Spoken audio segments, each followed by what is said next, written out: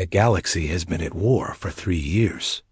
The mighty Apex Empire, known for their unbeatable fleets, has crushed every resistance they've faced. Their ships are faster, stronger, and more advanced than anything the galaxy has ever seen. Opening. Scene. The story begins on the planet Nexus Prime, home to the Galactic Defense Council. Admiral Kane sits in the war room, staring at holographic displays showing the latest battle reports.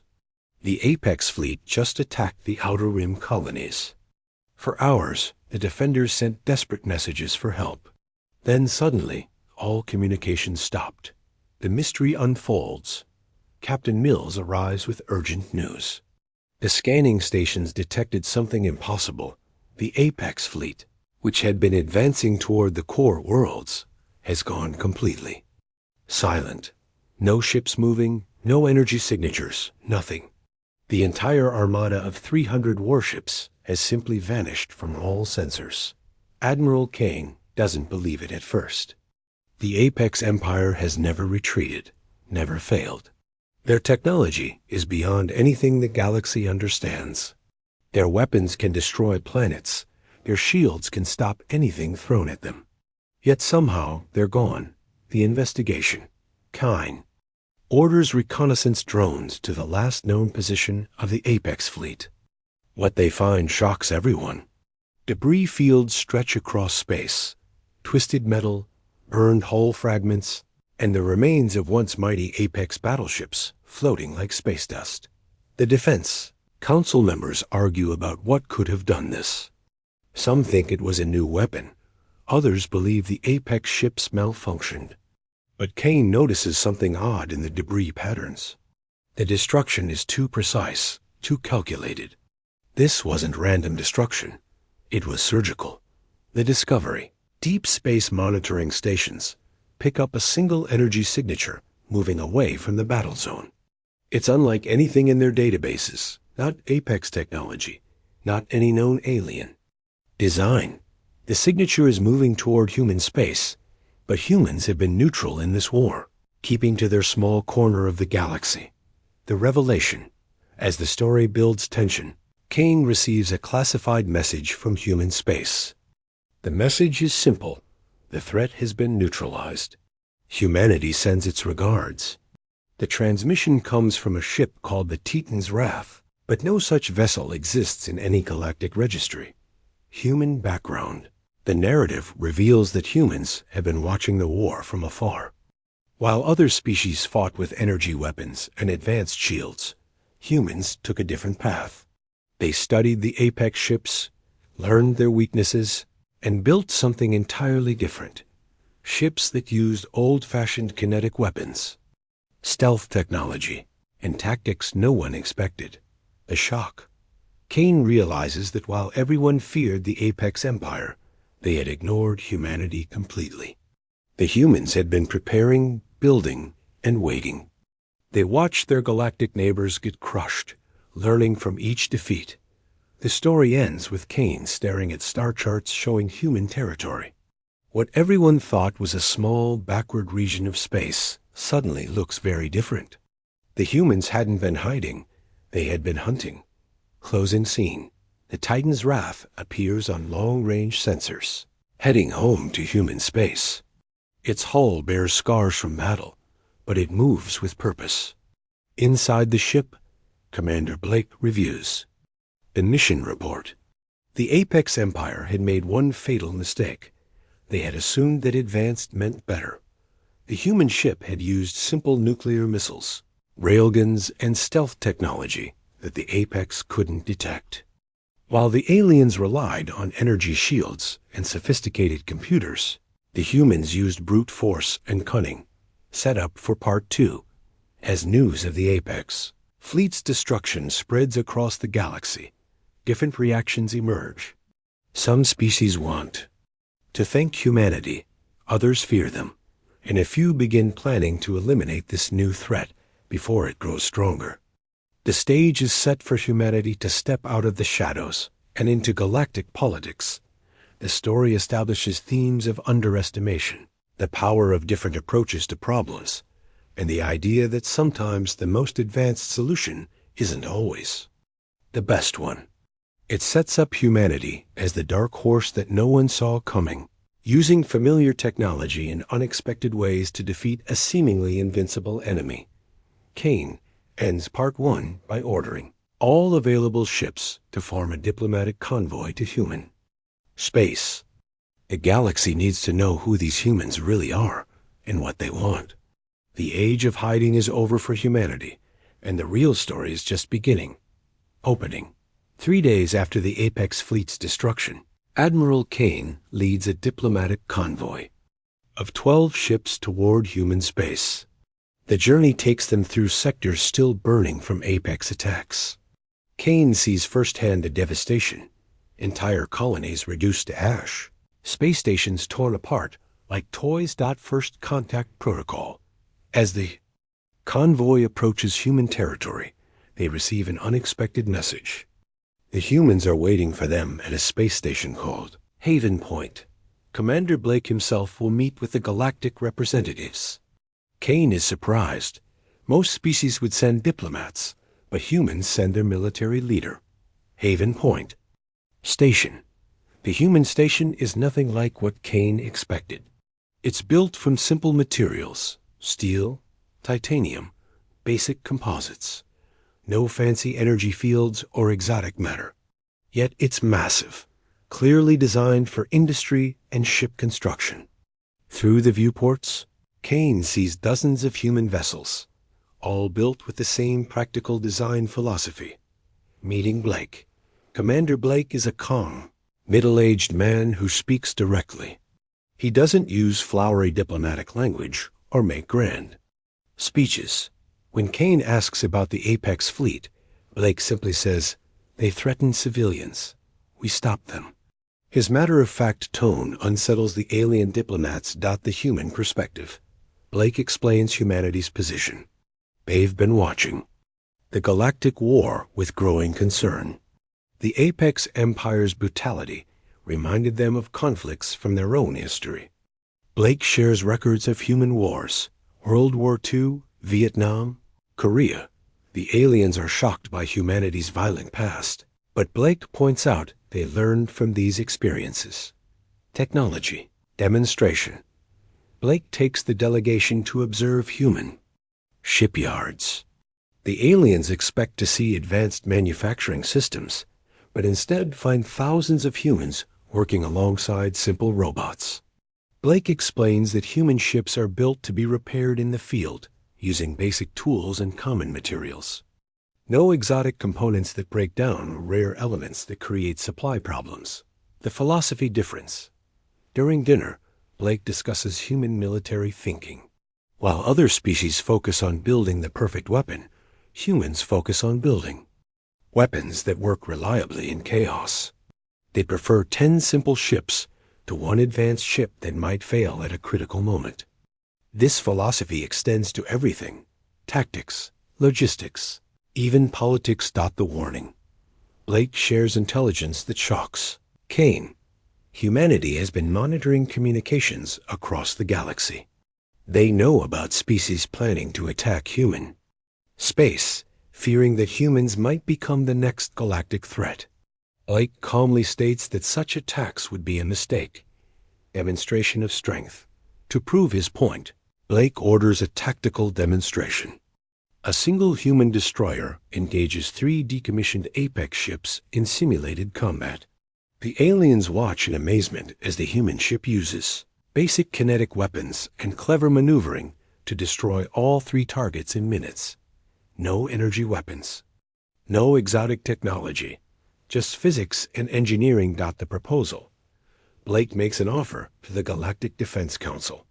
Humanity will share certain technologies: medical advances, agricultural techniques, basic manufacturing processes.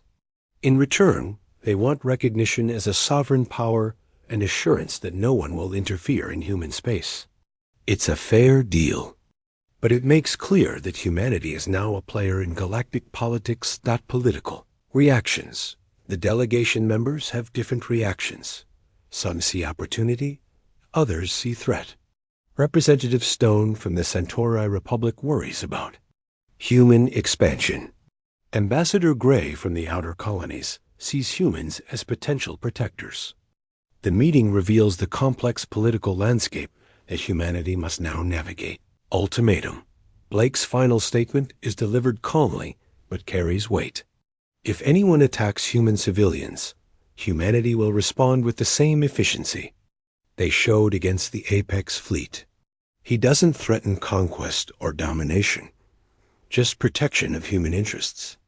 The simplicity of the message makes it more frightening than any grand declaration of war. Kane's realization.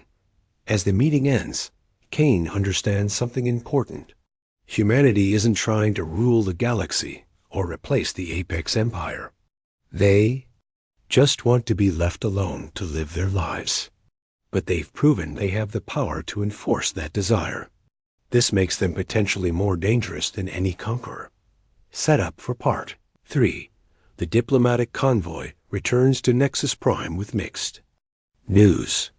Humanity is willing to cooperate, but they're also capable of defending themselves. Meanwhile, intelligence reports suggest that several species are already planning military action against human space. The galaxy must decide whether to accept humanity as an equal or try to eliminate them before they become too powerful. Kane realizes that the real war is just beginning, not a war of conquest, but a war to determine humanity's place in the galactic community. Opening crisis. 2 weeks after the diplomatic meeting, the galaxy erupts in debate. The Galactic Defense Council holds emergency sessions as member species argue about the human question. Some want to welcome humanity, others demand preemptive strikes. The unity that held against the Apex Empire crumbles as fear replaces relief. The Hawks versus the Doves. Admiral Kane finds himself caught between two factions. Representative Stone leads the Hawks, arguing that humanity's military capabilities make them too dangerous to trust. He points to human history, their wars, their violence, their tendency to expand and conquer. Ambassador Gray leads the Doves, insisting that humanity saved them all from the Apex and deserves gratitude, not suspicion. Secret meetings. Behind closed doors, several species form a shadow alliance. The Rigel Syndicate, the Corporate Federation, and the military states of Proxima begin planning Operation Cleanser, a massive first strike against human space.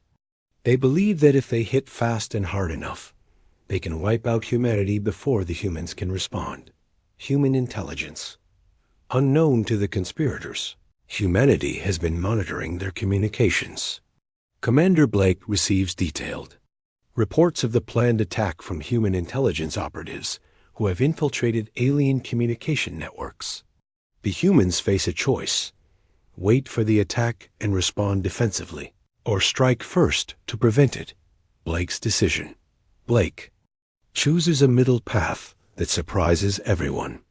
Instead of launching a preemptive strike or preparing for defense, he decides on a demonstration that will make the cost of attacking humanity crystal clear. He orders the deployment of Operation Lighthouse, a plan that will show the galaxy exactly what human capabilities really are. The Lighthouse deployment.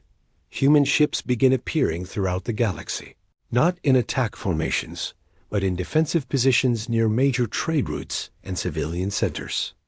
Each ship broadcasts the same message: this vessel is here to protect civilian populations. Any attack on civilians will be met with appropriate response. Panic in the Shadow Alliance. The sudden appearance of human ships causes panic among the conspirators. They realize that humanity has been monitoring their plans and has deployed faster than thought possible. Worse, the humans aren't attacking military targets. They're protecting civilians, making any attack on human forces also an attack on innocents. The test incident. Representative Stone, desperate to maintain momentum for his alliance, orders a test attack on a human vessel near the Centauri trade hub. A single military state's destroyer attacks the human ship, Defender's Pride. The result is swift and brutal. The alien ship is disabled in seconds, its crew rescued by the same human ship they just attacked. Galactic reaction. The test attack backfires spectacularly. Instead of showing human weakness, it demonstrates their restraint and capability. The humans could have destroyed the attacker, but chose mercy instead. Public opinion across the galaxy begins shifting in favor of humanity, seeing them as protectors rather than conquerors. The Syndicate's gambit. Desperate, the Rigel Syndicate launches a major attack on the human trade post at Beta Station. They use their most advanced warships, expecting to overwhelm the small human garrison. Instead, they encounter the Titan's Wrath and two sister ships. The battle is one-sided, not because of superior technology, but because of superior tactics and training. Blake's strategy revealed. After the Syndicate's defeat, Blake reveals the true brilliance of Operation Lighthouse. By positioning human ships near civilian targets, he forced potential attackers to choose between looking like aggressors or backing down. Those who attacked anyway found themselves facing not just human ships, but galactic public opinion. The political shift. Admiral Kane watches as the Galactic Defense Council undergoes a dramatic transformation. Species that were once united in opposing humanity now find themselves choosing sides. The moderate species, led by Ambassador Gray, form a new coalition supporting human integration into galactic society. Stones fall. Representative Stones. Warmongering costs him support, as casualties mount among those who follow his aggressive policies. His own people begin questioning whether attacking humanity is worth the price. Stone faces a choice: continue his crusade and risk civil war among his own species, or accept humanity's place in the galaxy, that the new order. By the end of Part 3, the galactic political landscape has changed completely. Humanity has gone from unknown quantity to major power broker. They've proven they can defend themselves without becoming aggressors, earning respect from former enemies and strengthening bonds with new allies. Set up for Part 4, as humanity establishes itself as a legitimate galactic power, new challenges emerge. The destroyed Apex Empire has left a power vacuum that various species are rushing to fill. Pirates and raiders operate freely in former Apex territory. Worse, intelligence reports suggest that the Apex Empire wasn't completely destroyed. Remnants are regrouping in dark space, planning their return. The power vacuum. 6 months after humanity's integration into galactic politics, chaos spreads across former Apex territories. Without the Empire's iron rule, dozens of systems descend into lawlessness. Pirates raid supply convoys, warlords claim entire planets, and civilian populations suffer as various species try to grab territory and resources. The Apex Remnant. Deep in uncharted space, the surviving Apex commanders gather around their leader, High Commander Voss. Only 50 ships survived humanity's surprise attack, but Voss has spent months studying human tactics and technology. He's learned from his defeat and plans to return stronger, smarter, and more ruthless than before. Blake's dilemma. Commander Blake faces pressure from multiple directions.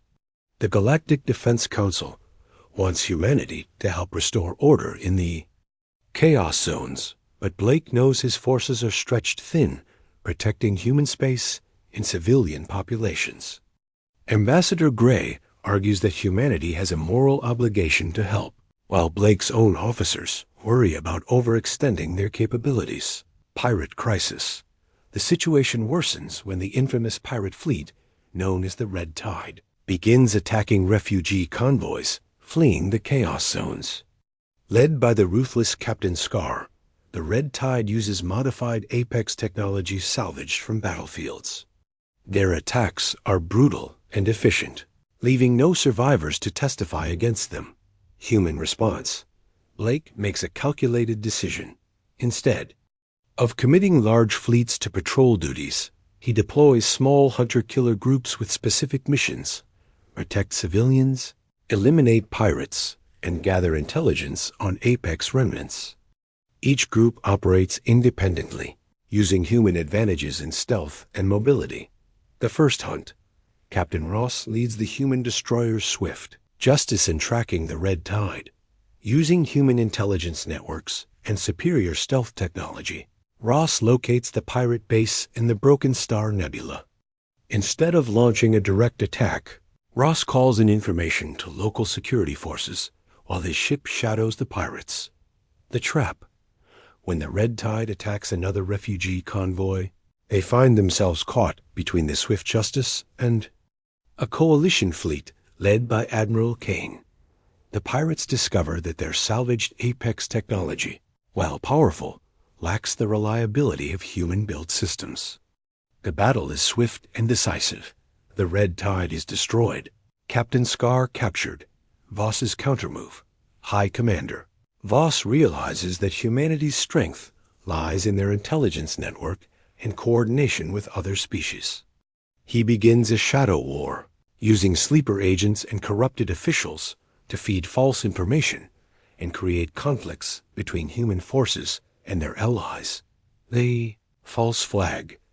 Voss orchestrates a devastating attack on a Centauri research station, using modified human weapons to make it appear that humanity has betrayed their allies. The attack kills hundreds of civilian scientists and triggers a diplomatic crisis. Representative Stone, still bitter over his earlier defeats, uses the incident to renew calls for action against humanity. Blake's investigation. Blake immediately recognizes the attack as a false flag operation. Human weapons don't malfunction in the specific way seen in the attack, and the tactical approach contradicts human doctrine. He begins his own investigation while dealing with growing suspicion from former allies. The hunt for truth. Commander Blake works with Admiral Kane to uncover the truth behind the false flag attack. Their investigation leads them to discover Voss's network of agents and corrupted officials. More importantly, they locate the Apex staging area where the surviving fleet is rebuilding and planning their return. Intelligence War. The middle section of Part 4 focuses on the cat-and-mouse game between human intelligence and Apex agents. Both sides try to manipulate galactic politics while preparing for renewed military conflict. Blake uses human advantages in cryptography and communications to slowly unravel Voss's network. The revelation. Blake's investigation reveals the full scope of Voss's plan. The Apex commander isn't just trying to rebuild his fleet. He's planning to unite the Chaos Zones under his rule, creating a new empire built on the lessons learned from his defeat. Worse, he's been secretly negotiating with some of the species that originally opposed humanity. The Coalition. Faced with evidence of Apex manipulation, the galactic community begins to reunite. Even Representative Stone admits that humanity was framed and agrees to a new coalition against the Apex threat. The alliance is fragile, but it represents a chance to finish what humanity started, the preparation. Blake begins preparing for what he knows will be the final confrontation with the Apex remnant. Unlike the first encounter, this battle will be fought in the open, with both sides knowing exactly what they're facing. The element of surprise is gone, but humanity has gained something more valuable: experienced allies and proven tactics. Setup. For Part 5, intelligence reports indicate that Voss has completed his preparations and is ready to launch his return offensive. His target isn't human space, it's the galactic capital of Nexus Prime. By capturing the seat of government, he hopes to decapitate the Alliance before it can effectively respond. This stage is set for a final battle that will determine the future of the galaxy. The Apex return. High Commander Voss launches his offensive with devastating precision. His rebuilt fleet, now enhanced with lessons learned from studying human tactics, strikes simultaneously at multiple targets across the galaxy. Unlike his previous campaign of total destruction, Voss focuses on strategic targets, communication hubs, supply depots, and command centers.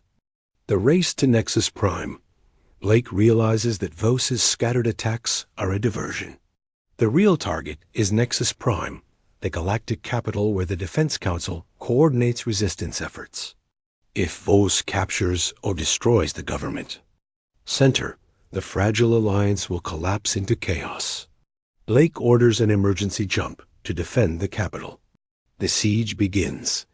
Voss arrives at Nexus Prime with 30 heavily modified warships, each one a lesson learned from his previous defeat. His vessels now carry heavy kinetic shields designed to counter human weapons, stealth dampeners to detect human ships, and boarding pods to capture rather than destroy key targets. The Apex have adapted. Desperate defense.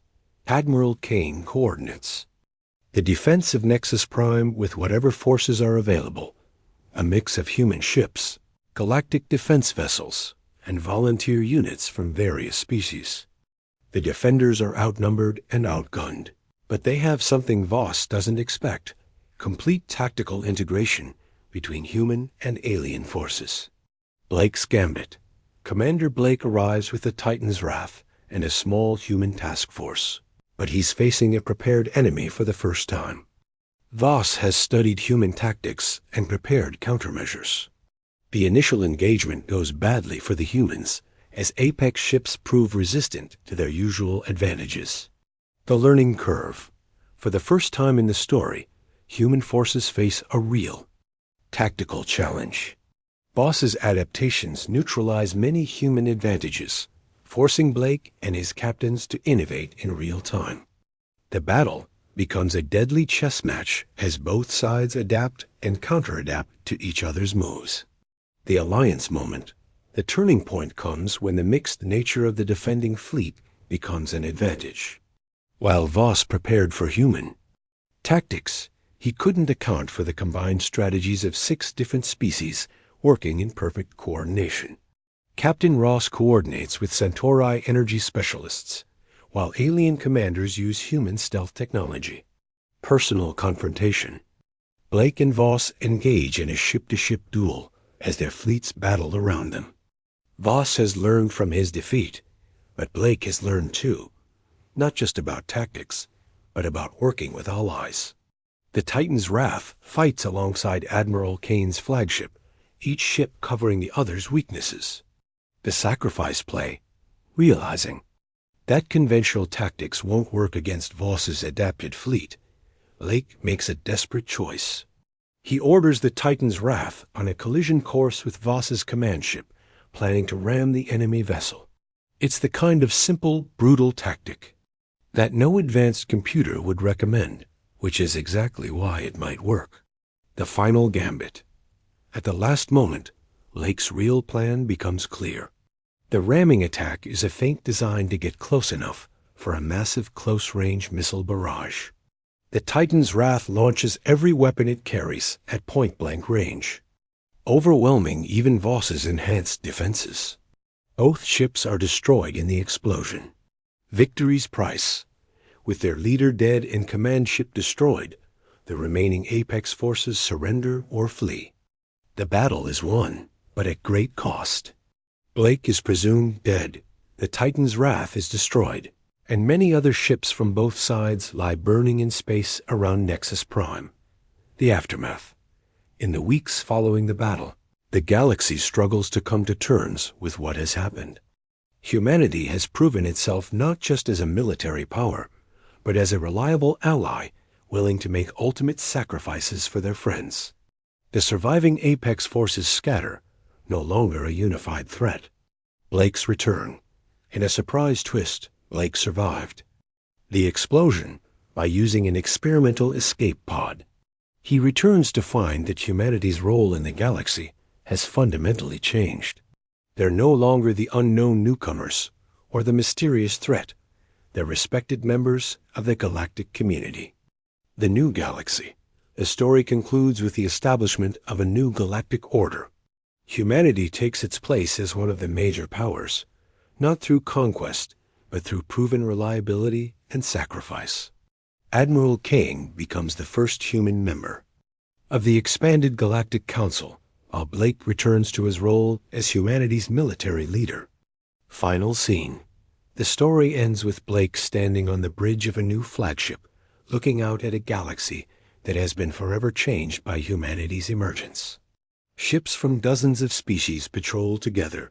Former enemies work as allies, and trade flows freely through space once dominated by fear. Humanity has found its place among the stars, not as conquerors, but as protectors and partners. The final message is clear. Sometimes the greatest strength isn't in having the most advanced technology or the biggest weapons, but in knowing when to fight, when to show mercy, and when to sacrifice for something greater than yourself.